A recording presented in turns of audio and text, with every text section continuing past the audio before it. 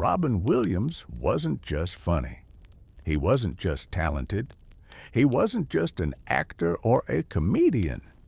He was an unstoppable force of nature, a human spark plug who could electrify a room in seconds.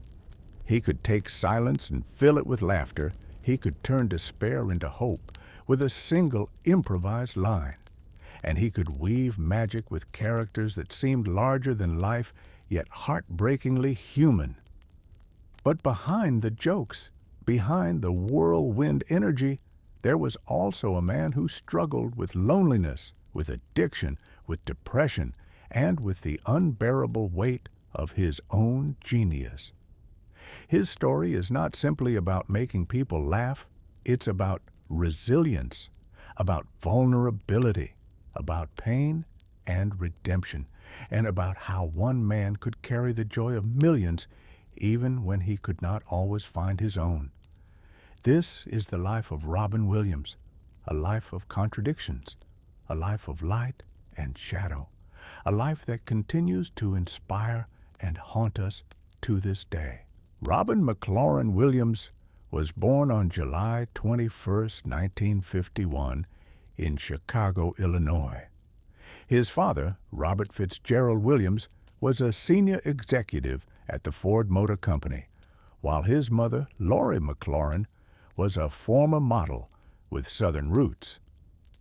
The family had wealth and stability, but Robin's childhood was marked by isolation. The Williams family moved frequently, and Robin often found himself alone in large houses with only his imagination for company.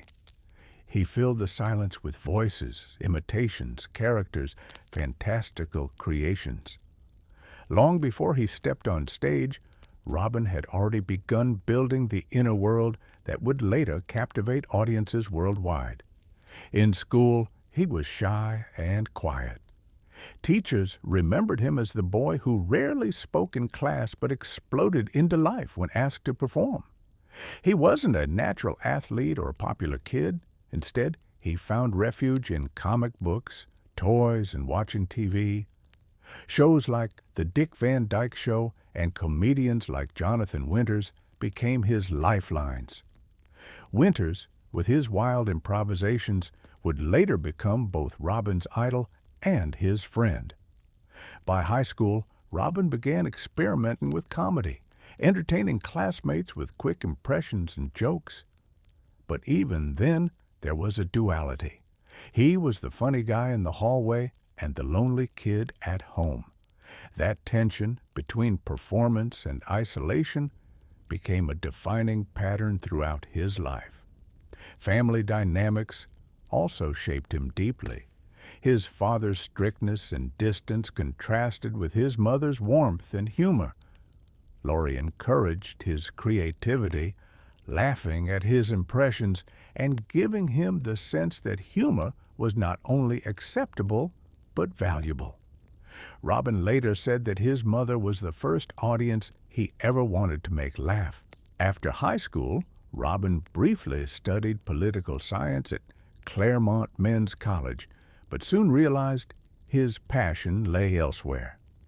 He transferred to the College of Marin in California, where he took his first serious steps into theater.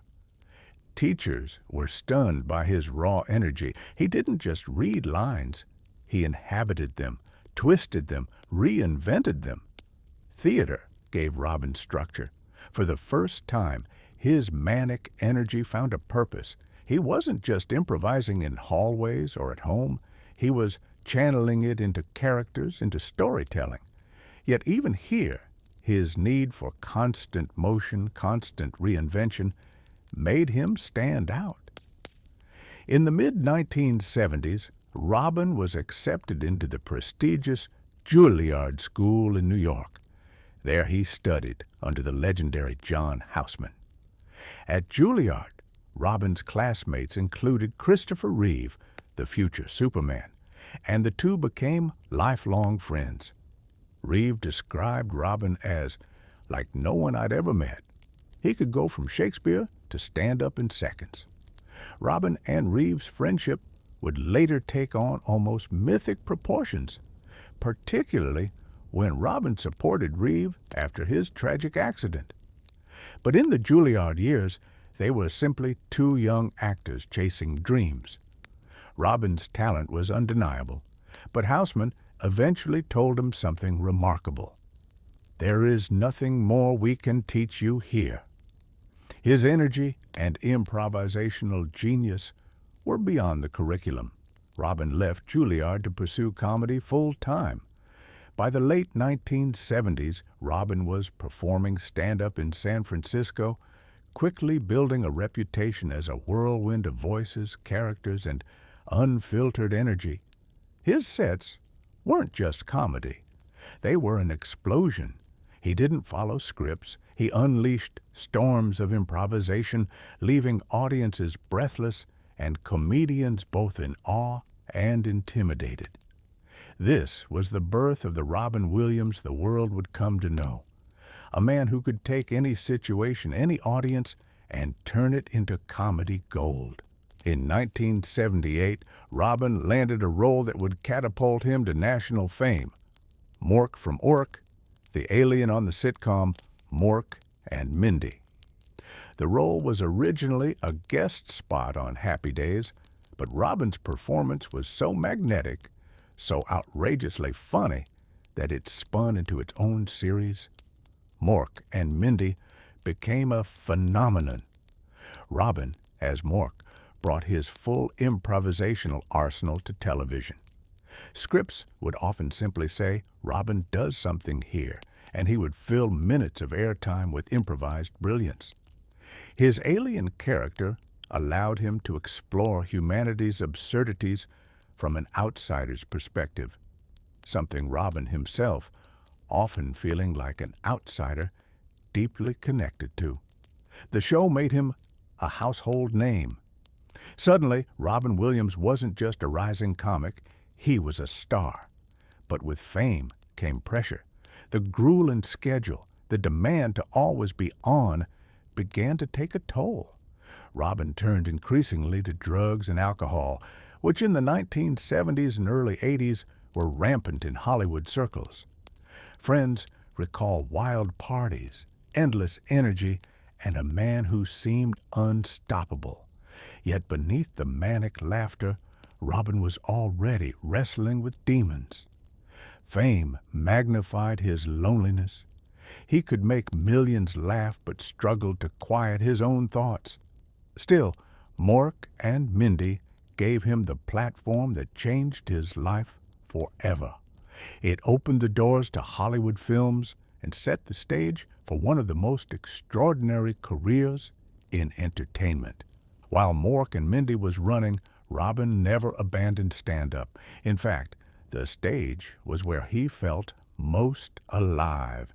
His comedy specials became legendary, blazing, unpredictable, unrepeatable performances where anything could happen. Robin's style was different from any comedian before him. He didn't just tell jokes, he became characters, switching voices in an instant, moving at lightning speed, riffing on everything from politics to relationships to his own insecurities. He could make an audience roar with laughter and then, within seconds, slip into something profound or heartbreaking. But stand-up was also where Robin's darkness showed. He often performed under the influence, fueled by cocaine and the adrenaline of performance. His energy seemed limitless, but it came at a cost. Behind the laughter, friends noticed his exhaustion, his inability to slow down. The comedy world, however, embraced him as a genius. He won Grammy Awards for his albums, sold out massive venues, and became one of the defining voices of stand-up in the late 20th century. His peers, comedians like Billy Crystal, Whoopi Goldberg, and Richard Pryor, recognized him as both a colleague and a phenomenon. One famous anecdote describes Robin performing at a comedy club. And after his set, the next comedian walked on stage and said, "Well, what's the point now? The hurricane already hit." That was Robin, a storm no one could follow. Robin's transition to film was natural, but not without risk. Many TV comedians failed to translate their energy to the big screen, but Robin was different. His first major breakthrough came with Good Morning Vietnam, 1987, where he played Adrian Cronauer, a radio DJ entertaining U.S. troops. The role allowed Robin to combine his improvisational comedy with real emotional depth. He earned an Academy Award nomination and proved he was more than a sitcom star. Then came Dead Poets Society, 1989. As John Keating, the unconventional English teacher who inspires students to seize the day, Robin delivered a performance that cemented his place as a serious actor. The film became a cultural touchstone, and Robin became a symbol of inspiration for an entire generation. In the early 90s, Robin continued to balance comedy and drama. Films like Awakenings, 1990, and The Fisher King, 1991, showed his range, while Aladdin, 1992, in which he voiced the genie, showcased his comic genius in animated form. His genie was so explosively funny and inventive that Disney had trouble keeping up with his improvisations. Robin's fame soared. He was no longer just a comedian or a sitcom star. He was one of Hollywood's most bankable actors. Yet, with fame came renewed struggles. The pressures of success, the expectations to always deliver brilliance, weighed heavily. Robin oscillated between triumph and turbulence, between public adoration and private battles. By the mid-1990s, he was at the height of his powers, poised to create some of the most iconic roles in film history. By the mid-1990s, Robin Williams was no longer just a star. He was a global phenomenon. Films like Mrs. Doubtfire, 1993, showcased his gift for balancing slapstick comedy with heartfelt emotion. Audiences laughed at his disguises, but also wept at the story of a father desperate to connect with his children. For many, Robin's portrayal struck close to home, capturing the fragility of family bonds in the face of divorce. During this time, Robin's personal life mirrored his on-screen themes. He experienced multiple marriages, divorces, and the challenges of balancing fame with fatherhood. He loved his children fiercely, often saying that being a dad was the most important role he would ever play. His children, Zachary, Zelda, and Cody, became anchors in his stormy world. Off-screen, Robin was a devoted father. He would fly across the country just to spend a single day with his kids, often showing up in costume or slipping into one of his characters to make them laugh. He said that laughter was a way of protecting them from the darker parts of life, something he knew all too well. Meanwhile, his career reached dizzying heights. Films like Jumanji, 1995, and The Birdcage, 1996, proved his box office power. But the late 90s also brought a deeper triumph. Good Will Hunting, 1997. As Sean Maguire, the wise and wounded therapist, Robin gave one of the greatest performances of his career. His monologues, tender, raw, and deeply human, earned him the Academy Award for Best Supporting Actor. Winning the Oscar was validation, but also bittersweet. Robin later admitted that success never silenced the doubts inside his mind. The applause was loud, but the silence afterward was louder still. Robin Williams lived in two worlds, the bright, loud world of performance and the quiet, shadowed world of his private struggles. His comedic brilliance masked an ongoing battle with addiction. After years of sobriety, Robin relapsed in the early 2000s, turning again to alcohol. Friends recalled how he could make everyone in the room laugh, only to retreat later into solitude and despair. But Robin was never defined solely by his pain. He sought treatment, confronted his demons, and returned to work with the same relentless energy. His roles in films like Patch Adams, 1998, though divisive among critics, showed his commitment to bringing joy and comfort, even when critics dismissed it as sentimental. For Robin, laughter was a kind of medicine, and he felt compelled to share it. In the 2000s, Robin experimented with darker roles, showing audiences a different side of his artistry. In 1 Hour Photo, 2002, he played a lonely photo technician with chilling precision.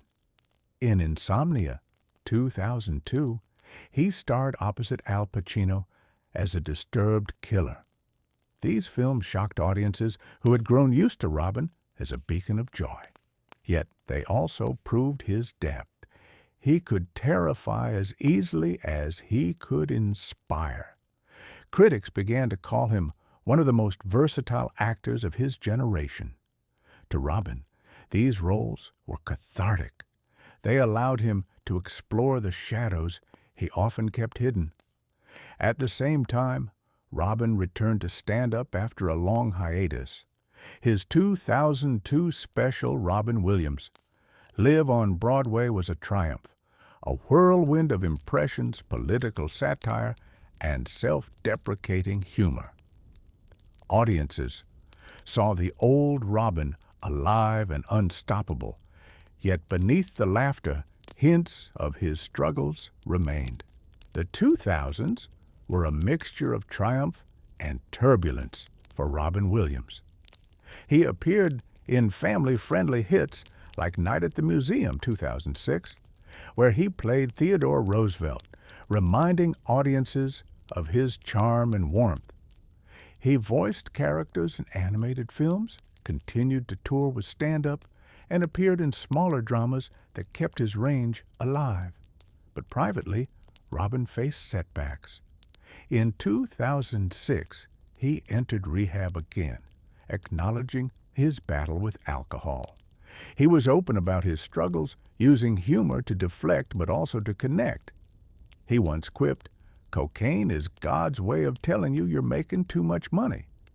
But behind the jokes was a man fighting for stability. Robin also underwent heart surgery in 2009, which profoundly affected him. He spoke candidly about how mortality weighed on him, how the fragility of life became clearer, yet he continued to work, determined to keep creating, keep giving. In these years, Robin also turned increasingly to charity. He supported causes for the homeless, for children, for the troops. Alongside Billy Crystal and Whoopi Goldberg, he co-hosted the comic relief specials, raising millions for those in need. Giving back became central to his identity.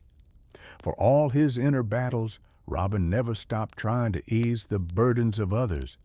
His friends often said that Robin could never walk past someone in pain.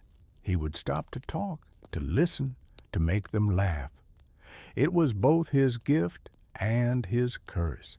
He carried the weight of others even as his own grew heavier. In the early 2000s, Robin continued acting in films like The Big Wedding, 2013, and The Angriest Man in Brooklyn, 2014. He even returned to television with The Crazy Ones, 2013, a show that reunited him with the medium where he first became famous. But the series was short-lived, and Robin privately expressed disappointment at its cancellation. Friends began noticing changes in him. He seemed more withdrawn, more anxious. In 2014, Robin was diagnosed with Parkinson's disease, a condition that terrified him. What he did not know was that the diagnosis was incomplete. After his death, doctors revealed he had Lewy body dementia, a rare and devastating brain disease that causes hallucinations, anxiety, and cognitive decline. This undiagnosed illness explained the deepening struggles of his final years. Robin battled depression, paranoia, and confusion, yet still tried to maintain his humor. His wife, Susan Schneider, later said that he was fighting a battle he couldn't even name.